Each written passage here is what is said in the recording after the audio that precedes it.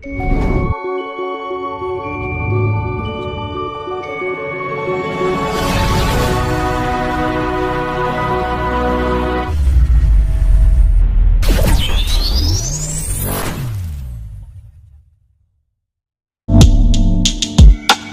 menarik dan lucu, tugas kita itu untuk berpikir. Maaf ya, saya tetap anak saya, cucu saya melaksanakan himbauan pemerintah 3M itu ya, menjaga jarak, menutup dengan masker, lalu jangan gerombol dan lain sebagainya, itu tetap kita taati ya.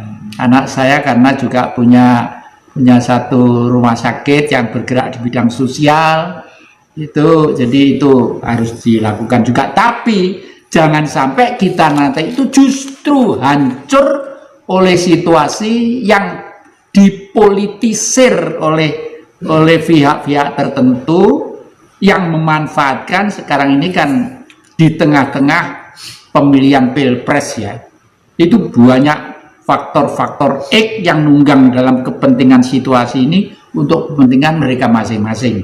Dalam hal ini tujuan saya hanya satu, jangan sampai ada gerakan-gerakan yang pengen merubah negara Pancasila itu menjadi negara agama. Ini penting sekali.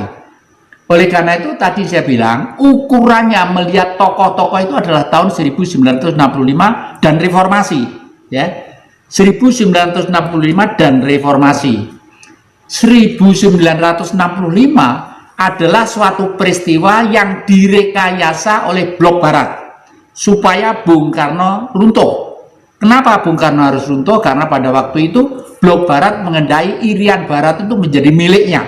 Yang kedua kali action Bung Karno itu adalah membarikade apa yang dilakukan oleh Inggris, yaitu negara Commonwealth ya. Karena negara Commonwealth sudah berhasil untuk ngepung Indonesia dari semua sisi. Dikepung oleh Singapura, dikepung oleh Brunei, dikepung oleh Malaysia, dikepung oleh Australia dan lain sebagainya. Nah, ini oleh karena itu Bung Karno harus diturunkan pada waktu itu, sehingga dari sinilah ukurannya untuk melihat tokoh-tokoh itu.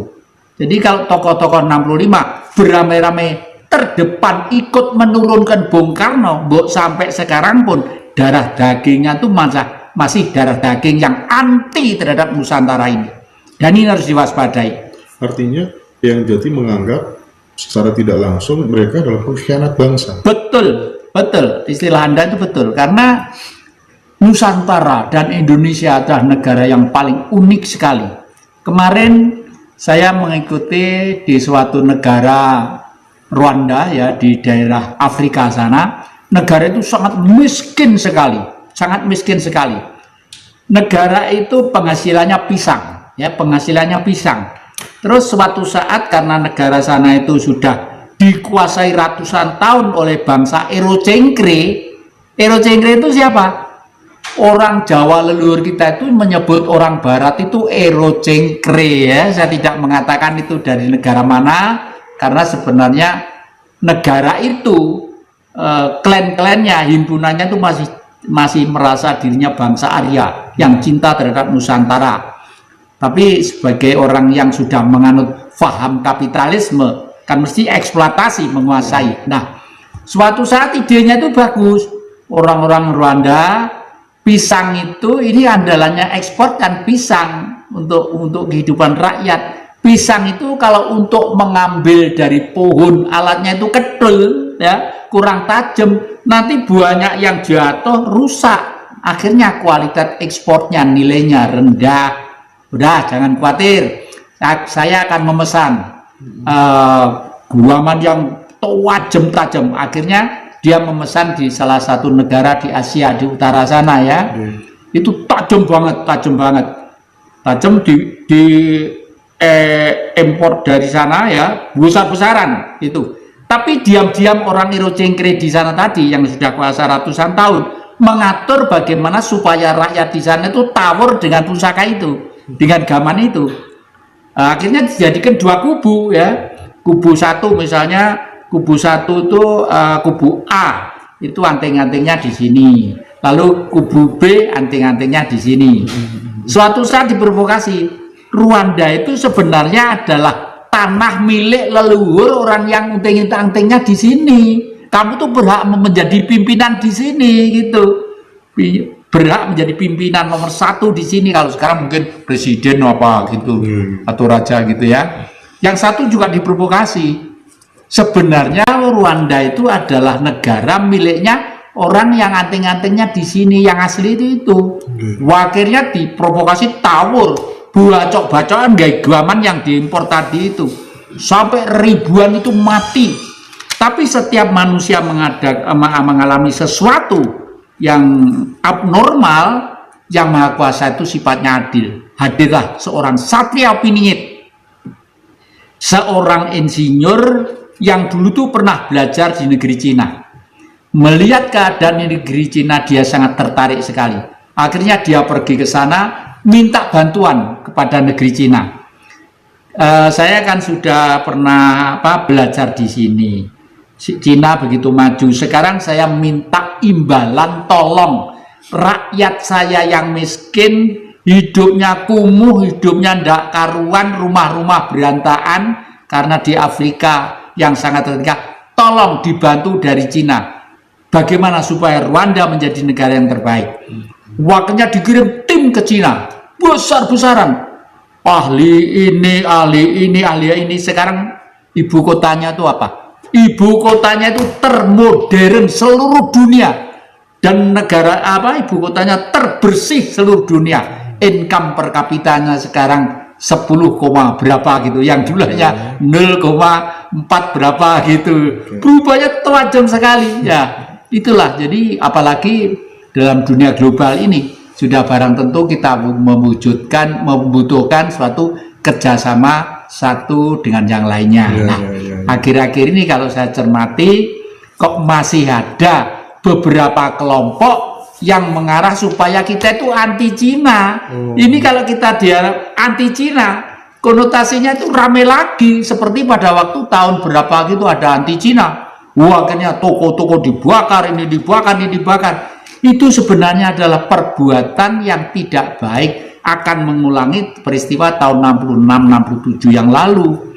Itu tidak bagus ya. Kenapa Bung Karno pada waktu itu membuat Nasakom? Karena dengan nasional, agama, dan komunis, untuk merebut Irian Barat itu akan mudah karena kita dibayang-bayangi seakan-akan dibantu Rusia sama daratan Cina. Tujuannya Bung Karno pada waktu itu ya. Tapi Jatikusumo pada waktu tahun 63 waktu kuliah di Semia Kosgoro sudah minta supaya PKI dibubarkan.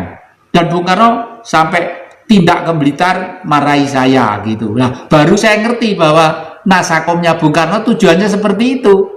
Karena waktu itu, kowe napa kok ngamuk minta PKI dibubarkan? Nggih Pak, soalipun napa? Kalau pas wangsul sekolah, pulang sekolah, itu mendengarkan guru-guru rapat. Nah, tugas kita adalah mengkomuniskan Indonesia. Karena kalau Pancasila itu Indonesia aja banyak yang tidak senang. Buktinya apa? Ada pemberontakan DI, TII, Permesta. Tapi lah komunis kan internasional. Nah, begitu ada kata-kata harus mengkomuniskan Indonesia, sudah saya tawantang untuk tawur mereka itu. Rame itu tahun 63. Jadi kalau sekarang ada gerakan-gerakan yang katanya komunis akan lahir kembali, itu gerakan politik kuno yang sudah usang, ketinggalan zaman, yang intinya itu hanya memprovokasi rakyat supaya kita tuh timbul huru-hara yang tidak jelas, dan akhirnya nanti akan digeret menjadi suatu negara agama yang anti kepada Pancasila. Intinya seperti itu. Tapi kebanyakan orang memang tidak sepakat pemerintah kita akhir-akhir ini memang selalu bergantung kepada Cina ya. Utang numpuk sebegitunya begitu. Menurut yang jadi bagaimana itu? Kerjasama itu sebenarnya secara politik bagaimanapun harus 1-0 untuk kita, 1 untuk kita, 0 untuk sana.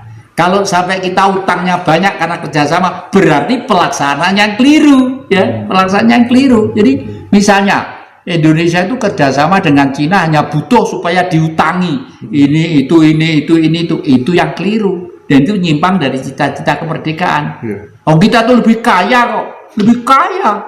Harta kita, kekayaan kita Sabang Merauke itu jauh lebih kaya. Lautnya, hutannya, tambangnya, segala macam. Lah kok ke Cina, utang ke Cina, ya kita yang salah. Dan ini kelihatannya sejak tahun 1965 ini sudah terkondisi sedemikian rupa sehingga kita tuh ketergantungan terhadap orang lain itu sangat besar. Sehingga penerusnya untuk meneruskan ya ketergantungan ya. Iya, kalau zaman Orde Baru masih lumayan lah, meskipun nyeleweng dari Pancasila, tapi sudah masih tegar lah ya, masih tegar. Nasionalismenya masih tegar, cuma secara ideologis tergeser. Lalu dampaknya menjadi sekian ini. Buktinya apa? Setelah 65, kepala-kepala sekolah, dosen-dosen, guru-guru itu dirubah orangnya itu orang-orang, maaf, orang-orang pemberontak, Masumi, ini, itu dihidupkan kembali. Seperti kepala sekolah saya berubah setelah dari Pak ini menjadi Pak Imam, namanya Pak Imam, saya masih ingat imam siapa gitu ya. Itu langsung merubah satu sistem, satu kondisi pendidikan di sekolah itu, yang intinya bergeser ke kanan, istilahnya itu ke kanan, ekstrim kanan. Setiap orang pasti memiliki figur yang diidolakan, punya guru ideologis, punya guru untuk bertahan hidup, terus kemudian punya guru untuk berpolitik. Nah, saya ingin yang jadi sampaikan kepada seluruh pemirsa barangkali. Siapa guru-guru yang saya sebutkan tadi yang menginspirasi dan sangat berpengaruh terhadap kehidupan yang jati? Ya, pertama kali guru bertahan hidup, karena apapun manusia untuk bisa bertahan hidup lewat zaman atau tantangan apapun pula. Guru saya bertahan hidup itu adalah ibu kandung saya, namanya Suyi. Ibu saya cantik kayak orang Jepang gitu ya, namanya Suyi. Karena apa? Karena waktu itu sebagai orang di desa, saya itu waktu kecil sering diajak keliling ke desa-desa kampung, ngider nih kain dikreditkan gitu loh deh, dikreditkan ngider nih kain gitu. Saya ikut dari situlah saya juga tahu kehidupan mereka, bagaimana orang desa itu hidup dan bertahan dan berbudaya serta bermasyarakat itu. Adalah kehidupan politik adalah bapak saya. Karena apa? Karena bapak saya mendidik saya sejak kecil tidak ada pekerjaan lain terkecuali perang. Perang untuk apa? Untuk bertahan menjadi orang yang merdeka. Nah, intinya kan ke sana. Jadi bapak saya guru politik. Tetapi setelah dewasa ini baru saya sadar berpolitik itu tidak boleh ngawur. Harus ada tujuan politik dan dasar politik. Kalau sepur itu relnya itu misalnya dari Malang mau ke Tuban lewat Surabaya itu kan sudah jelas relnya. Lah guru politik ini adalah Bung Karno ya. Bung Karno adalah guru politik saya, orang besar yang kelasnya dunia dan sangat